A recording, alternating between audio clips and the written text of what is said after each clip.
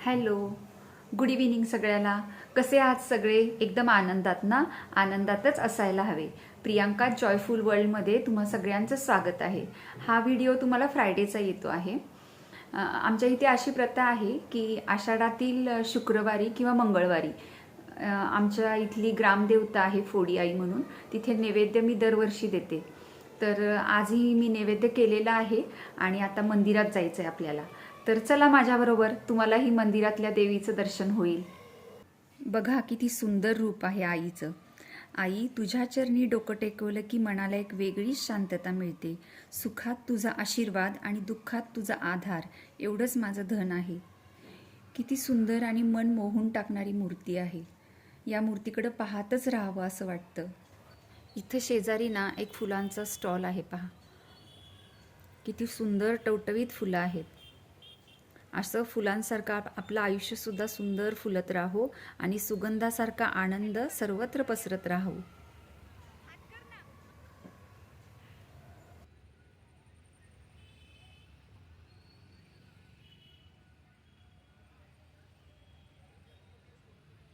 आता मी आलेली आहे बिल्डिंगमध्ये, पार्किंगमध्ये आहे.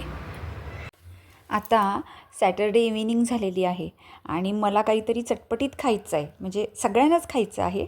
त्यामुळं मी करत आहे कोल्हापुरी चाट. तर या मग टेस्ट करायला.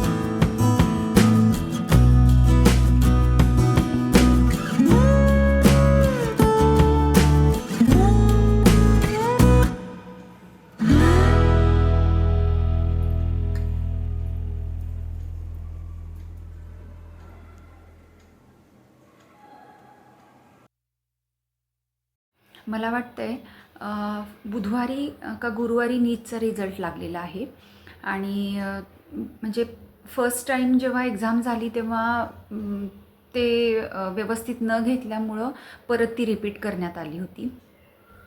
आता रिझल्ट लागलेला आहे, पण त्यामध्येही थोडंसं पुढे मागं झालेलं आहे. बऱ्याच मुलांचा डिसमूड झालेला आहे. तर मुलांना हारही पचवता यायला पाहिजे. ते खूप डिप्रेस झालेले आहेत. तर सगळ्या पालकांना विनंती आहे की ज्यांची कोणाची मुलं आता ही एक्झाम दिलेली आहेत, रिझल्ट लागलेला आहे, त्यांना पालक जेव्हा स्वतःहून सपोर्ट करतात, 4 शब्द त्यांना प्रेमाचे बोलतात, तेव्हा त्यांना सगळं जग जिंकल्यासारखं वाटतं. त्यामुळं आपणच आपल्या मुलांच्या पाठीमागं खंबीरपणे उभं राहिलं पाहिजे. आणि देव जेव्हा एखादा दरवाजा बंद करतो तेव्हा बाकीचे दरवाजे उघडे असतात. फक्त ते मुलांना कळायला पाहिजे. आणि ती जी फेज असते ती अवघड आहे, पण त्या फेजमधनं त्यांना परत उभं राहण्यासाठी आपणच त्यांना साथ द्यायला पाहिजे. एक जुना पिक्चर होता, मला त्याचं नाव नाही आठवत आहे, पण ती मुलगी होती आणि तिला सिंगिंगमध्ये करिअर करायचं होतं. पण तिच्या वडिलांचं जास्त प्रेशर होतं की नाही, तू डॉक्टरच बनायला हवं. पण तिला मार्क्स बहुतेक पडत नाहीत त्याच्यामध्ये आणि असंच काहीतरी आहे. आणि मग ती पुढं काहीतरी वेगळं पाऊल उचलते.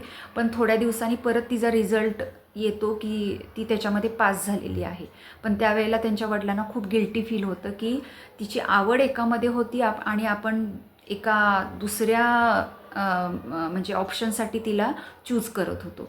त्यामुळे हे गिल्ट यायला नको. त्यासाठी सगळ्या पालकांना रिक्वेस्ट आहे की मुलाला ज्यामध्ये आवड आहे, भले त्याच्यामध्ये पैसे कमी मिळू देत, पण सुखी राहणं महत्त्वाचं आहे. सुखी समाधानी आयुष्य जगणं महत्त्वाचं आहे. त्यामुळे ते त्याला छानपणे करू देत. बाळांनो, एक परीक्षा आपली किंमत ठरवत नाही. म्हणजे एखादा मार्ग जर बंद झाला असेल तर अनेक मार्ग आपल्यासाठी ओपन होतात. त्यामुळे स्वतःवर विश्वास ठेवा. आयुष्य सुंदर आहे आणि त्याला सुंदरपणे जगायला शिका. म्हणजे हा शेवट नाही आहे, नव्या सुरुवातीची वेळ आहे. त्यासाठी आता तुमच्यासाठी एक सुंदरसं गाणं.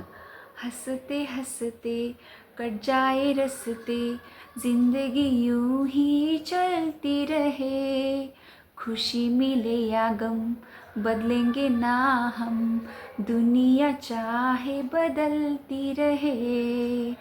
हंसते हंसते कट जाए रस्ते, जिंदगी यूं ही चलती रहे, खुशी मिले या गम बदलेंगे ना हम, दुनिया चाहे बदलती रहे.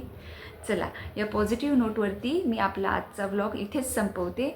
व्लॉग आवडला असल्यास लाईक करा, शेअर करा, कमेंट करा आणि सबस्क्राईब करायला विसरू नका. बाय.